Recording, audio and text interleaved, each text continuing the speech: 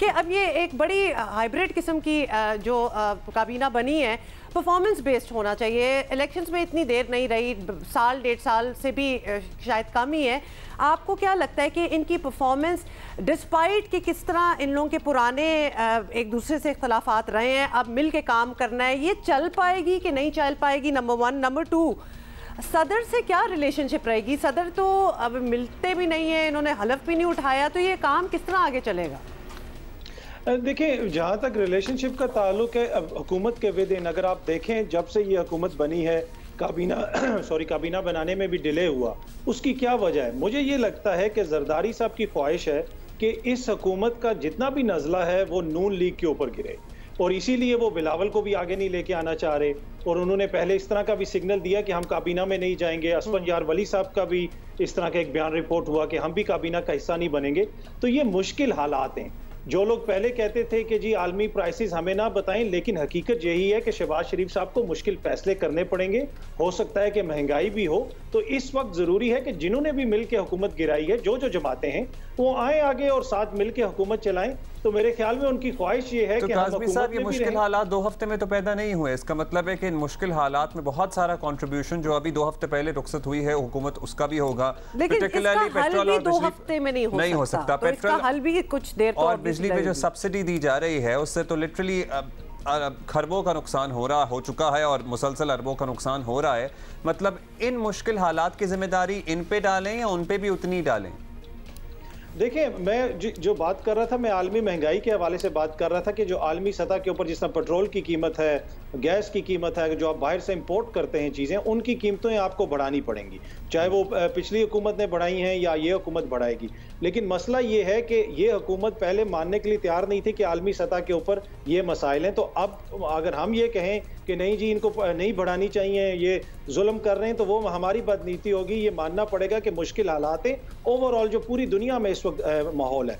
दूसरी बात यह है कि जो सब्सिडी दे रहे हैं, पेट्रोल के ऊपर भी सब्सिडी दे रहे हैं, और इन्होंने आते साथ ही कहा कि खजाना खाली है, तो फिर वो सब्सिडी कहाँ से दी जा रही है? अगर खजाना खाली है तो आप सब्सिडी खत्म करें, कौम को बताएं कि खजाना खाली है। उन्होंने तो आते साथ ही तनख्वाहें भी बढ़ा दी, साथ ही पेंशन का भी ऐलान कर दिया, फिर उसके ऊपर यू टर्न भी ले लिया। तो मसला ये है कि आप देख के चलें, इतनी जल्दी क्या है आपको? आपके पास हुकूमत आ गई है, अभी तक उनको लगता है खुद भी यकीन नहीं आ रहा कि हम लोग हुकूमत में आ चुके हैं।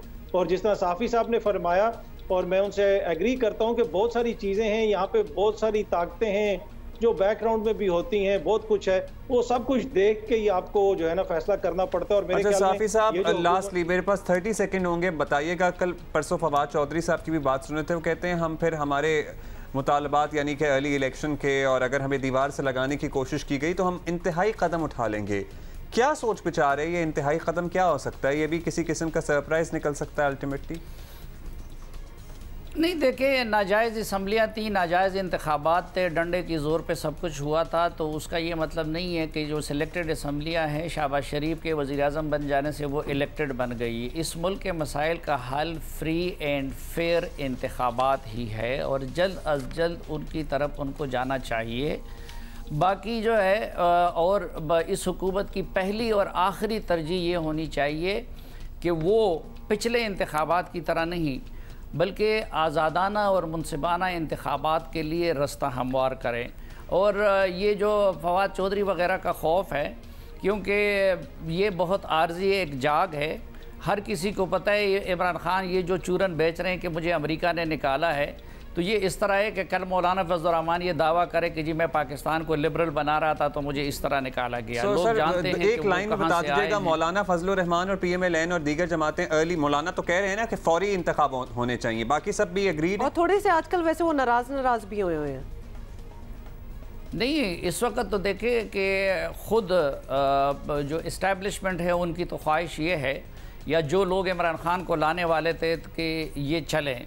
बाकी ये जो PTI का खौफ है ना, इनके सेकंड टियर का, क्योंकि इनको तो न नैब का खौफ था, न मीडिया, किसी और तरफ से हमें डंडा दिया गया था कि हमें मैनेज किया जा रहा था, अदालतों को मैनेज किया। तो इन्होंने जिस तरीके से करप्शन की है ना, तो आप माजी की तमाम मिसालें भूल जाएंगे। तो अभी इन लोगों के केसेस तैयार हैं, जितने भी कैबिनेट मेंबर हैं, तो ये सेकंड टियर नहीं रहेगा इनका कुछ महीने बाद। तो अपोजिशन को भी इलेक्शन से नहीं डरना चाहिए जल्द अज जल्द इलेक्शन की तरफ जाना चाहिए। राइट, सलीम जल्द साफी से जल्द साहब, जाना अतहर चाहिए। काज़मी साहब, बहुत बहुत शुक्रिया।